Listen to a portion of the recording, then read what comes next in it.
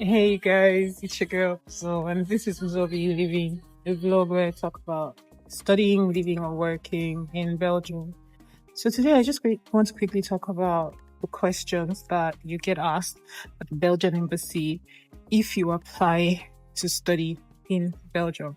And the reason I wanted to talk about this is because a lot of people ask me, and I've also heard that some have been denied because they didn't answer questions correctly. So I'm just going to quickly talk about the kind of questions you can expect if you apply to study in Belgium.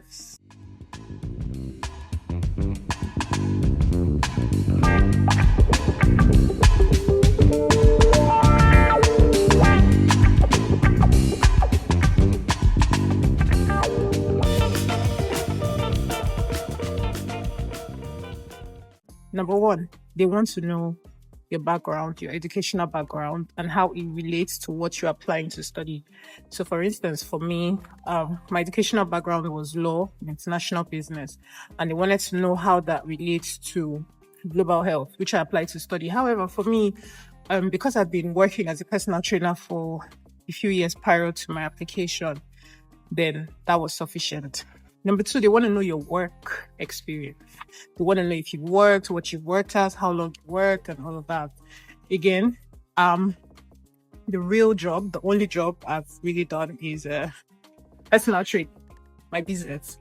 So I was able to use that to back up the claim that I've been working as a personal trainer, and that's the reason why I want to transition into global health. Number three, they want to know that you know about the school. And this is where a couple of us make mistakes. I, for one, I completely forgot the address of the school, but I remember that it was in Ghent, obviously. So when they asked for the address, I just wrote Ghent, but they asked for the full address.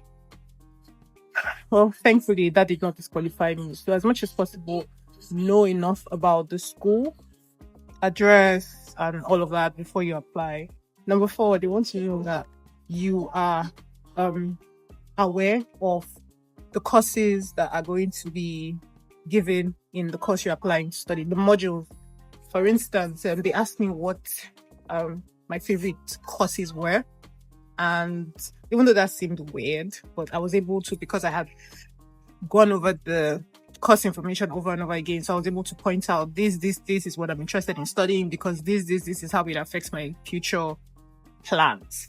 So they definitely want to know that you have studied, or you are a genuine student. You know what exactly you're studying, and you know the modules, or at least some of the modules that will be provided for you, or that will be, that are in that course. So you have to do your research, okay? And number five, they want to see how what you're studying connects, again, like I said, from your previous study, or what it connects to, or what it leads to, or how it affects your career trajectory. So I wanted to study global health because I wanted to transition from personal training to a more professional role in the health industry. But you have to be very aware of the fact that you cannot just write anything.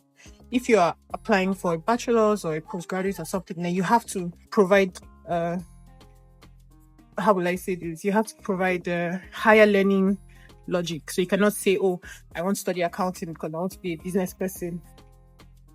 Yeah, they will tell you you can study accounting to be a business person in your country. You don't need to come here.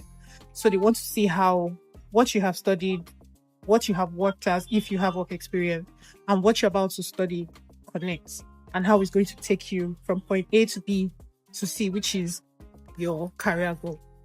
But anyway, those are me. Oh, sorry. Number six, I remember. They want to see that you can support yourself. So they're going to ask you, even though you're supposed to already submit proof of funds, you're already supposed to submit it with your visa application. They're going to ask you again just to be sure that, it's at par with what you said you are going to be using as proof of fund. And so for me, they asked me, so how do you intend to support yourself and stuff? And I was able to say, oh yeah, I have a blocked account and all of that. So they're going to ask you about that. So make sure you familiarize yourself. If you're using a sponsor, make sure you familiarize yourself with your sponsor detail. Make sure you know everything there is to know about, the person you're using. So that's it. All you need to do is study. It's not an academic exam, so they're not asking you questions about the course you're going to study or what you have studied. So it's not an academic exam, but they just want to be sure that your academic plans are coherent and flow from your previous academic or work experience.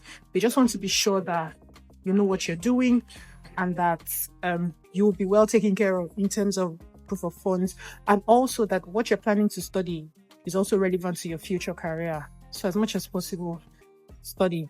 Like I said, the two biggest mistakes I've seen people make is, number one, not having enough information about the school, because how can you say you want to school somewhere and you're not able to say where it is? I'm going to University of Antwerp. Where is University of Antwerp? You don't even know that University of Antwerp is Antwerp. Something like that. I mean, for that, it's pretty obvious, but then there are some that are not so obvious. So you have to know the location and details of your school, and you also have to know the details of your course. It's not enough to say, oh yeah, I'm coming to study global health. Okay, that's perfect. But what exactly are you aiming to achieve, or what kind of modules are you expecting, or what do you hope to learn, or which is your favorite module? You can't answer. So do your research about the course you're coming to study, and I wish you all the best. Take care. Bye-bye.